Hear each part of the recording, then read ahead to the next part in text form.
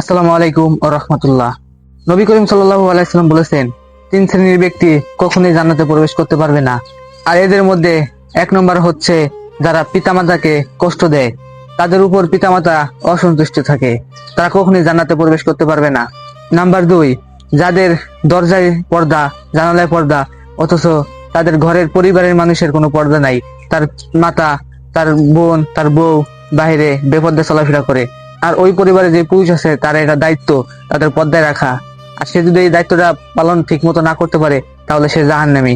এবং নাম্বার 3, যারা নেশাগ্রস্ত, বিড়ি সিগারেট খায়, মদ পান করে, তারা কখনোই জান্নাতে প্রবেশ করতে পারে না, কারণ এটা পান করলে শরীর নাপাক হয়ে যায়, আর নাপাক জিনিস কখনোই জান্নাতে প্রবেশ করতে পারবে না। আল্লাহ তাআলা আমাদেরকে এই সব কাজ থেকে বিরত রাখুক। আল্লাহ তাআলা আমাদের যেন বাপ মাকে এবং ভাই বোনকে এবং বউকে এবং বাপ মার কাছ থেকে দোয়া নেব, আল্লাহ তাআলা আমাদের এই তৌফিক দান করুক, আমিন। আসসালামু আলাইকুম ওয়া রাহমাতুল্লাহ। Subscribe to my YouTube channel, Saria Nafiz.